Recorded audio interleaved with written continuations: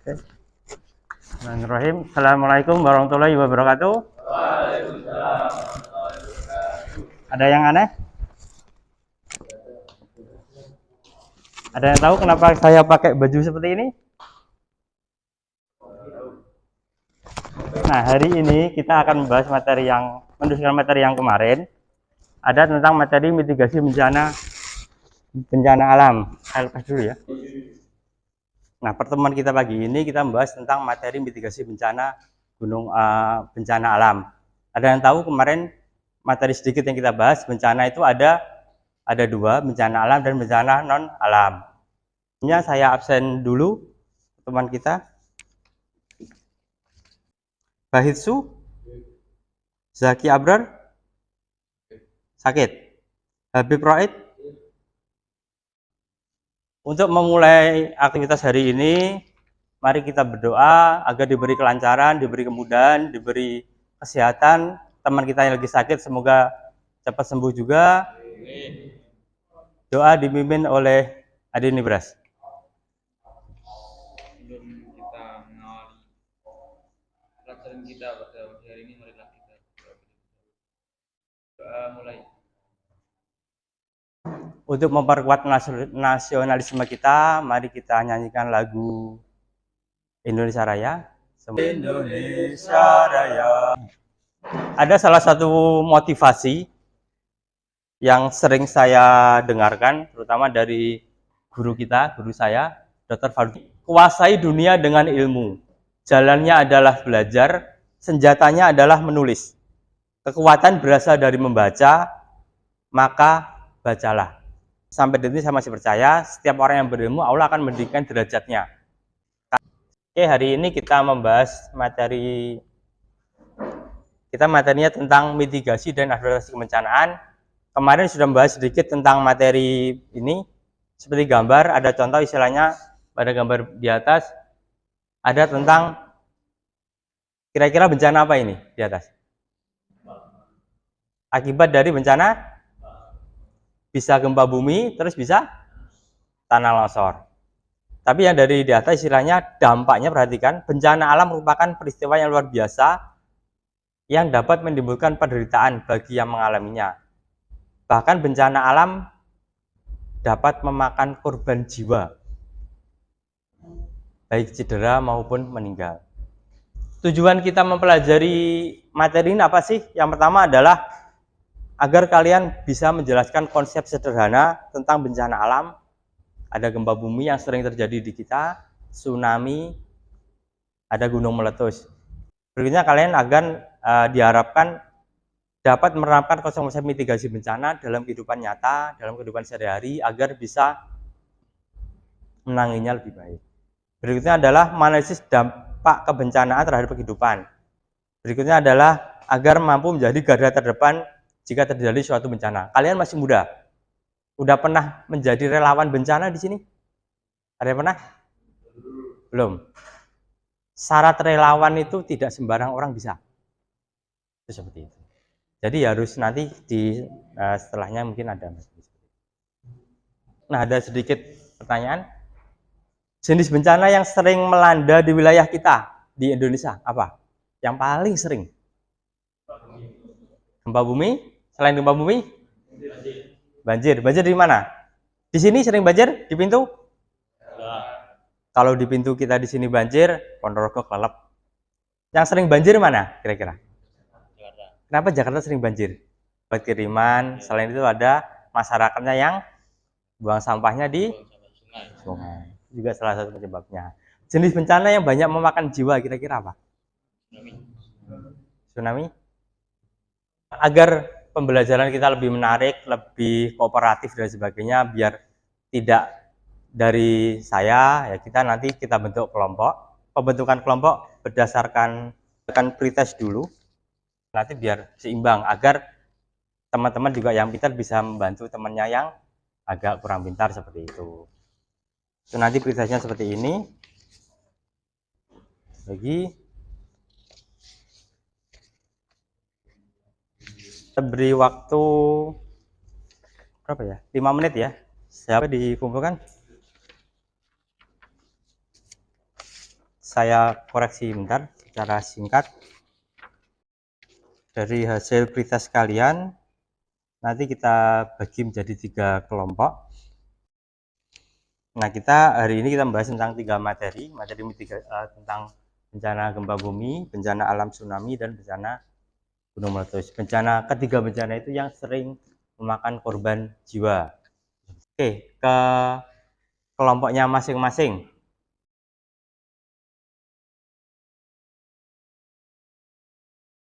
Tugas kelompok ini untuk materi gempa, baik materi gempa, materi gunung meletus dan tsunami, kalian buat istilahnya boleh berupa poster, boleh berupa makalah, boleh berupa PPT tentang mitigasi masing-masing. Jadi mitigasinya langkah-langkah seperti apa dan lain sebagainya dikerjakan dalam misalnya secara berkelompok, nanti dipresentasikan. Boleh menggunakan AI. Kalau pengen AI yang bagus, yang saya ada namanya Black Box AI.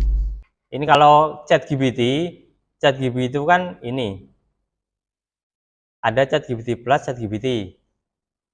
Kalau yang biasa, ini yang gratisan. Kalau mau yang pakai yang apa? Yang pakai ini ChatGPT tapi yang Plus, tapi yang gratis, pakainya Black Box AI. Dari sini bisa ini misalnya dari AI artificial intelligence kita bisa mencari beberapa, tapi harus tetap istilahnya disesuaikan dengan sumber buku, dicek di buku lebih valid. Ini buku kita yang kita pakai penerbitnya apa sih? 3 serangkai itu lumayan bagus. Ada yang pakai buku, ini pakai buku apa nih? Ada pakai buku Erlangga, itu juga bagus seperti itu. Bisa istilahnya dijadikan support untuk membantu pekerjaan kalian. Dikerjakan, nanti mitigasi gempa, yang bingung bisa ditanyakan. Coba lihat.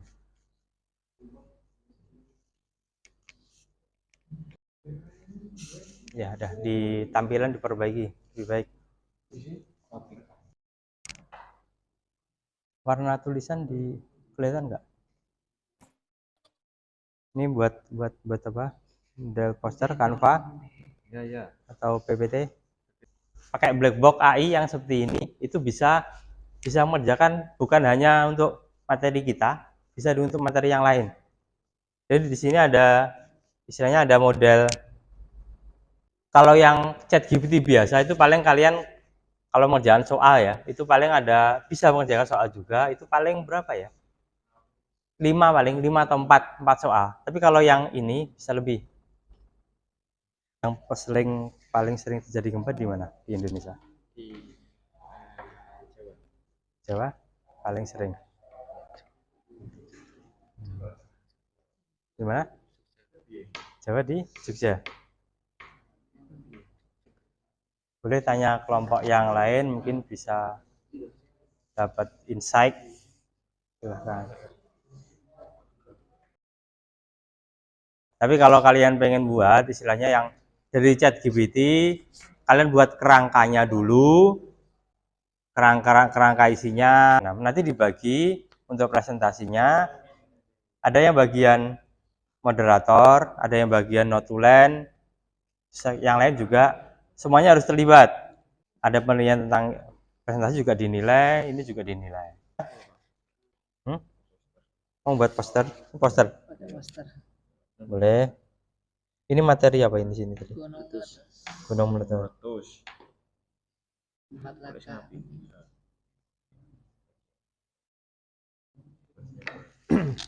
Oke, terus tinggal persiapan dibagi nanti yang presentasi siapa dan sebagainya. Ini itu tuh ekonomi, nah itu nggak begitu kelihatan. Ini bagian gempa. Kenapa saya pakai mantel tadi, kira-kira apa alasannya? Dalam mitigasi bencana gunung meletus, kira-kira apa? Betul. Saya waktu ada kejadian tahun 2010 ketika saya masih kuliah di Jogja. Itu relawan ada tugasnya itu apa? Jadi ketika Merapi tahun 2010 itu meletus. Nah, relawan itu tugasnya apa? Tinggal nyiram aja, nyiram mobil yang ini, karena materi itu juga ini, kaca mobil itu walaupun pakai wiper, kayak ini.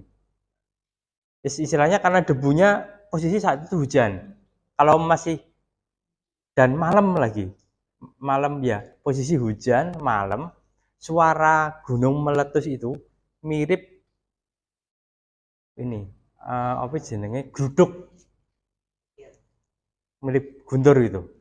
Jadi saya waktu itu sekitar jam-jam habis maghrib itu hujan deras gitu.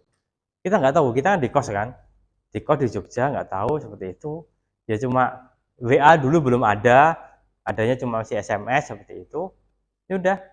Dan teman-teman itu ketika relawan ya udah itu fungsi ini. Awalnya kan Merapi itu meletusnya bertahap. Nah yang paling gede itu teman saya tinggalnya di daerah Turi. Turi itu ya udah ya masih jauh sih sebenarnya sama Merapi. Nah dia itu letusan pertama jadi relawan dia, karena ya rumahnya aman jadi. Nah letusan kedua yang besar jadi korban. Maksudnya korban itu gimana? Dia tidak bisa kembali ke rumahnya, karena rumahnya itu harus masuk radius yang berbahaya. Hati benda yang besar dan tebal. Sebisa mungkin kita harus mendekati benda-benda yang kuat untuk melindungi diri kita dari jatuhan-jatuhan ataupun bangunan-bangunan yang tidak mampu menahan gempa bumi. Dan yang terakhir, meringkuk seperti sujud.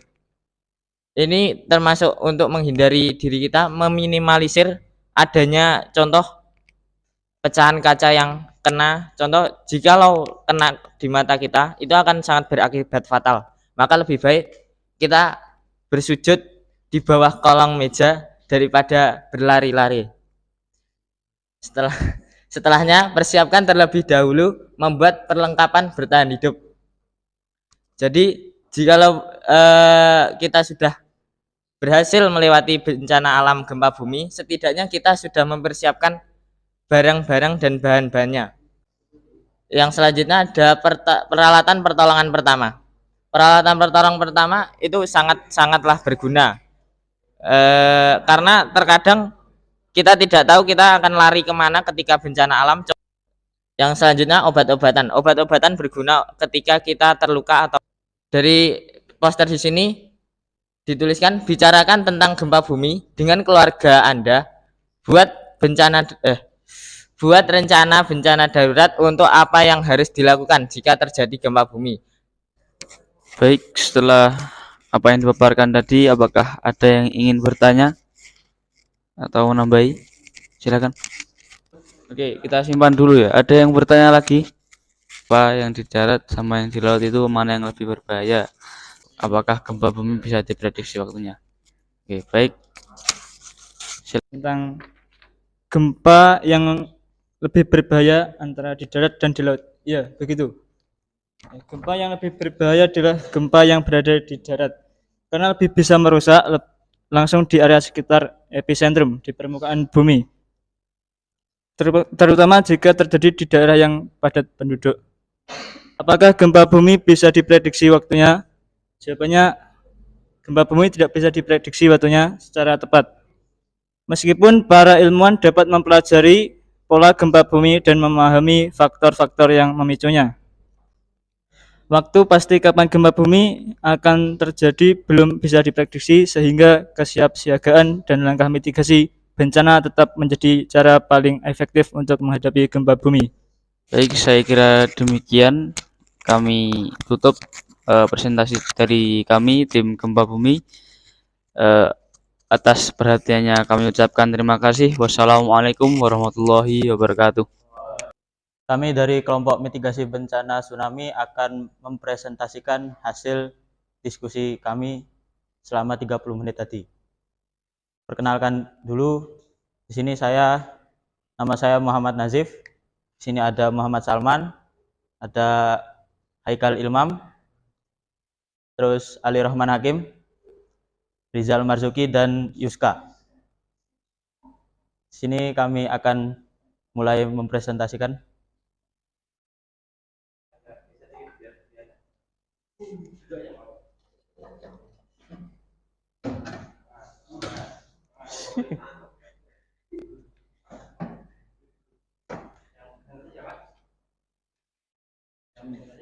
Nanti semua ganti-gantian.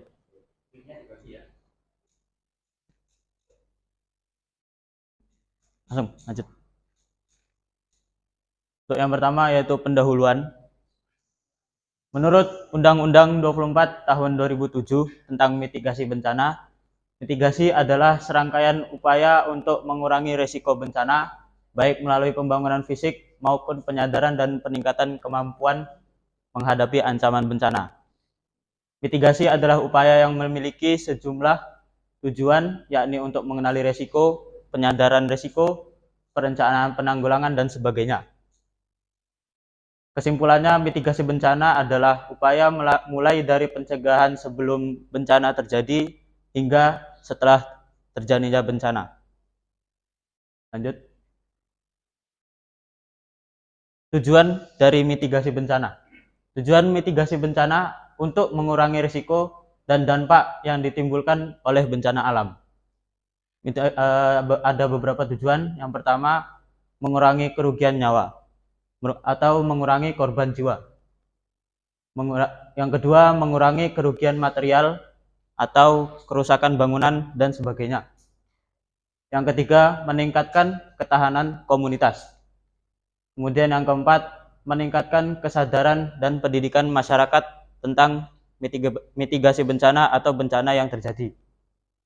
Kemudian, memfasilitasi tanggap darurat yang efisien. Selanjutnya, melindungi lingkungan ketika terjadi bencana. Selanjutnya, mendukung perencanaan dan kebijakan dari pemerintah. Yang terakhir, mendorong kerjasama multisektoral. Dengan mencapai tujuan-tujuan ini, diharapkan mitigasi bencana dapat membantu masyarakat menjadi lebih aman dan siap menghadapi ancaman bencana yang mungkin akan terjadi. Lanjut.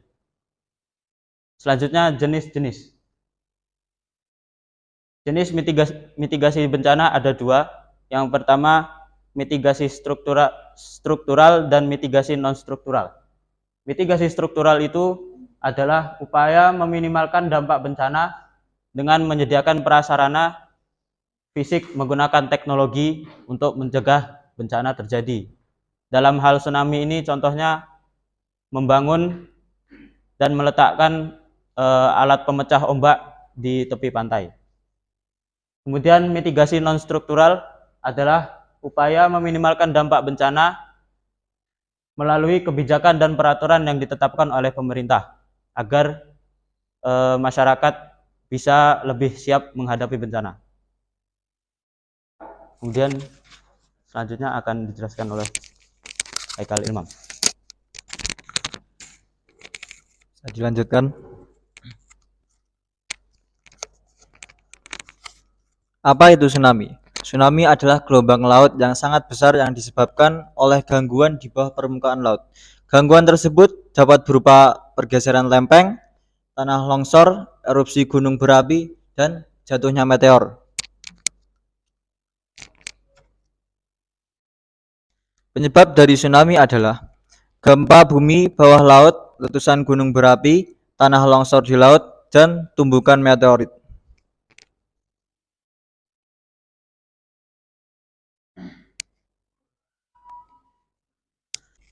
Dampak dari tsunami adalah yang pertama, kerusakan fisik seperti rumah, infrastruktur, dan lingkungan yang berkaitan dengan bangunan. Yang kedua adalah kehilangan nyawa, risiko tinggi terhadap manusia dan hewan yang berkaitan dengan kehidupan suatu makhluk. Yang ketiga adalah ekonomi, kerugian besar dalam properti dan produksi yang berkaitan dengan finansial. Yang keempat adalah lingkungan, yaitu ekosistem terganggu. Lanjut. Langkah-langkah mitigasi.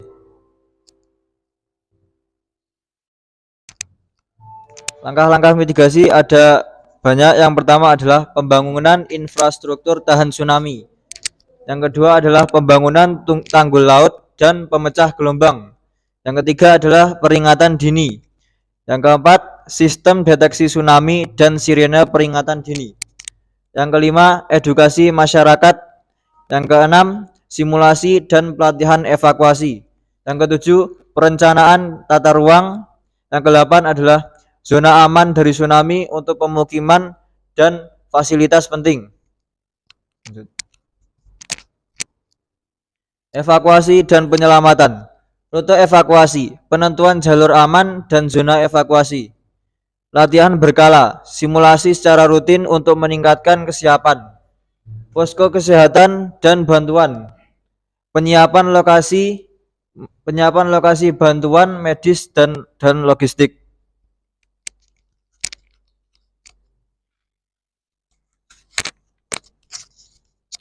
Peranan masyarakat. Peranan masyarakat dalam mitigasi itu ada kesiapsiagaan individu mengenal tanda-tanda awal tsunami.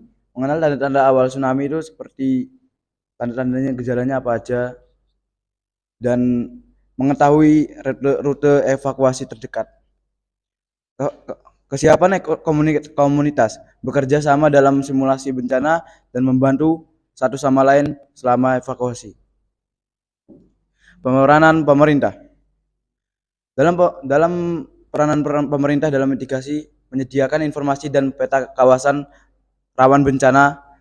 2. Mensosialisasikan kesadaran dan pemahaman masyarakat. 3. Meningkatkan pengetahuan tentang tindakan dan cara penyelamatan diri. 4. Memberikan perlindungan kepada masyarakat dari ancaman bencana. 5. Menyelaraskan peraturan perundang-undangan yang ada. 6. Menjamin penanggulangan bencana secara terencana dan terkoordinasi. 7. Melakukan perubahan kebijakan penataan ruang di provinsi dan kabupaten atau kota. Kesimpulan dan refleksi. Kesimpulan, mitigasi bencana adalah tindakan untuk mengurangi risiko dan dampak bencana alam melalui pendidikan, pemetaan risiko, perencanaan tata ruang, dan pembangunan infrastruktur yang aman. Lanjut.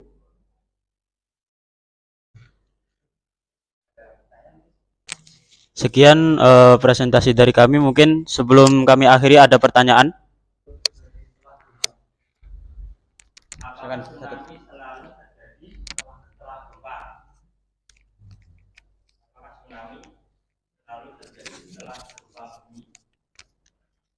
Baik, akan kami simpan. Ada lagi? Mungkin yang lain? Silakan. Mengapa kita perlu mempelajari karakteristik sebuah bencana? Baik, terima kasih. Jawaban dari pertanyaan apakah tsunami selalu terjadi setelah gempa? Jawabannya, tsunami tidak selalu terjadi setelah gempa bumi. Tetapi banyak tsunami memang disebabkan oleh gempa bumi, terutama gempa bumi bawah laut yang kuat. Pertanyaan nomor 2. Mengapa kita perlu mempelajari karakteristik suatu bencana?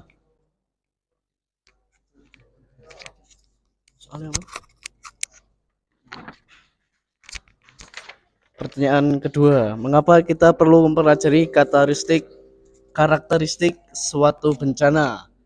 Karena meningkatkan kesiapsiagaan untuk tidak panik, mengurangi kerusakan, untuk memberikan edukasi dan pengetahuan masyarakat, dan membantu penanggulangan saat terjadi suatu bencana. Mungkin sudah jelas. Jika semuanya sudah jelas, kami akhiri. Kurang lebihnya mohon maaf. Wassalamualaikum warahmatullahi wabarakatuh. Ada 3 tahapan manajemen bencana gunung meletus, yaitu sebelum bencana, saat bencana, dan setelah bencana. Pra bencana, kenali daerah setempat. Perencanaan, penanganan bencana, persiapan pengungsian, persiapan logistik.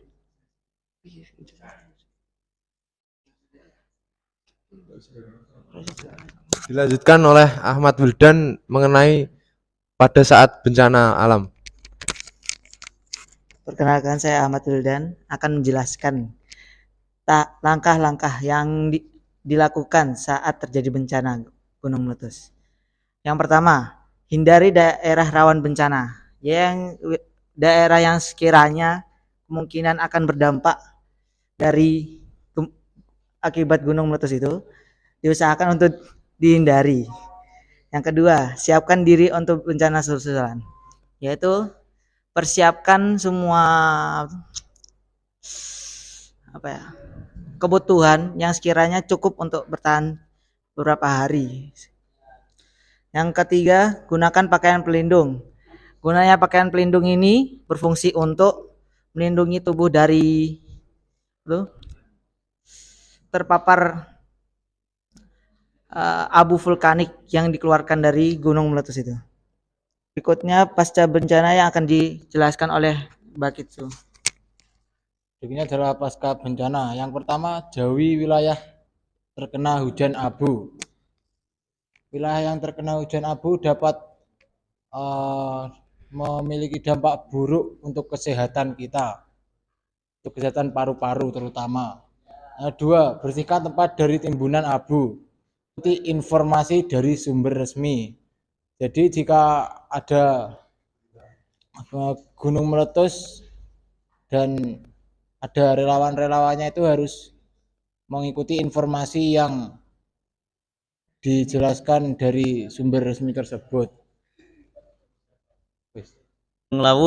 Menjawab pertanyaan dari Mas Makfur. Gunung Lawu adalah gunung yang tidak aktif karena Gunung Lawu di Gunung Lawu tidak ada aktivitas vulkanik yang terjadi di sana. Jadi gunung tersebut dikatakan gunung tidak aktif. Sekian dari kami. Mungkin ada salah kurangnya, kami mohon maaf. Billahi taufiq wal hidayah. Assalamualaikum warahmatullahi wabarakatuh. Oke, terima kasih. Penjelasan saya sangat bagus. Ada sedikit hal yang ingin saya sampaikan. Yang pertama tadi terkait kelompok gempa bumi. Itu penting. Yang disampaikan tadi itu ada istilahnya namanya daya resiliensi atau kemampuan bertahan dalam menghadapi bencana. Itu sangat penting. Kenapa? Tidak semua orang bisa bertahan dalam keadaan bencana. Jika kalian pengen jadi relawan, tidak semuanya juga bisa jadi relawan. Istilahnya kita daya resiliensi itu tadi, kemampuan bertahan, tidak semua orang bisa itu. Ada yang contoh lah, ketika di sini di Ponorogo ada di mana itu Pulung, ada longsor sebagainya, dapat kiriman TKI anaknya bangun rumah, ternyata rumahnya longsoran, itu kan juga biayanya besar sebagainya, yang kerugiannya itu orang stres dan sebagainya. Nah, itu penting. Jadi emosional itu penting, dan tidak panik itu memang betul. Ketika kita udah panik, ambiar semuanya. Itu seperti itu. Itu tentang yang terus berikutnya tadi yang bagian tsunami. Ada sedikit hal tentang tsunami yang miris bagi saya, terutama di kita itu kan ada dijelaskan ada kayak pendeteksi dini tsunami. Nah, itu alat pendeteksi dini itu baterainya itu dicuri nelayan atau mungkin orang sekitar. Itu agak mungkin, makanya misalnya dari kalian saya harapkan ya ketika kalian nanti bekerja dan sebagainya yang dekat laut sebagainya, ya sosialisasi ke masyarakat jangan ini, karena kalau baterai EWS Early Warning System tsunami itu dicuri, mati, otomatis dari BMKG tidak bisa memberikan peringatan dininya. EWS itu dia letaknya seperti pelampung di laut, ada kelap-kelip, nah itu baterainya bagus, nah itu dipakai buat nelayan untuk mencari ikan sebagainya. Nah itu jangan, karena kita di situ kita ya aware terhadap itulah keselamatan semuanya seperti itu. Nah, untuk gunung meletus itu tadi seperti yang saya tadi pakai APD. Tadi ketika saya masuk kan pakai APD kan, pakai helm, pakai kacamata, pakai masker, pakai jas hujan. Itu penting. Kenapa? Ketika abu terkena kulit itu juga misalkan sakit sebagainya. Mata pakai kacamata itu penting. Seperti itu. Terima kasih pertemuan kita di sini. Jomblo tanpa kekasih cukup sekian. Terima kasih.